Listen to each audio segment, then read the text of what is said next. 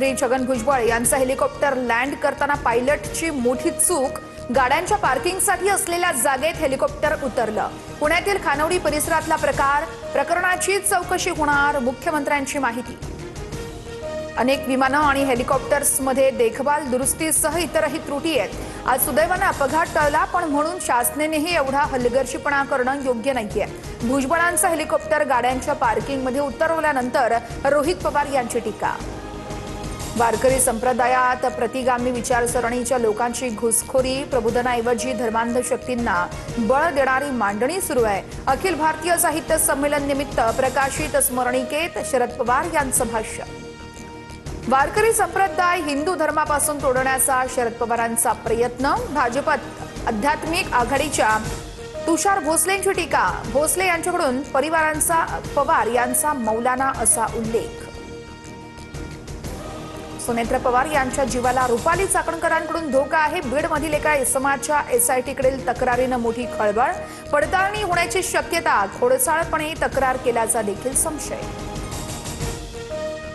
महाराष्ट्राचं पोलीस खातं सुनेत्र पवारांची पूर्ण काळजी घेईल, जीवाला धोका असल्याची तक्रार आल्यास चौकशी होईल, मुख्यमंत्री देवेंद्र फडणवीस यांची प्रतिक्रिया। नांदेडसह परभणी आणि हिंगोलीमध्ये भूकंपाचे सौम्य धक्के, 4.7 रिश्टर स्केल इतकी भूकंपाची तीव्रता। हिंगोली जिल्ह्यातील पांगरा या भूकंपाचे केंद्र असल्याची माहिती। अमेरिका इराणमधील युद्धविरामानंतर इस्लामाबादमध्ये शांतीची पावलं। इराणच्या शिष्टमंडळासह अमेरिकेचे उपराष्ट्रपती जेडी व्हान्स हे देखील इस्लामाबादेत पोहोचले। होर्मुझसह इराणच्या 10 मुद्द्यांच्या प्रस्तावावर चर्चा होणार।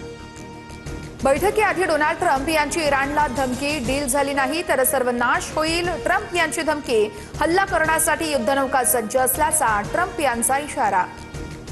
आम्हाला अमेरिकेवरती विश्वास नाहीये, अमेरिकेने इस्रायलला पाठिंबा दिला तर करार अशक्य, पूर्वीपेक्षाही अधिक ताकदीने लढू, संपूर्ण जगाला परिणाम भोगावे लागतील, इराणशी ट्रम्प यांना चेतावणी। महात्मा ज्योतिबा फुलेंची आज 200वी जयंती।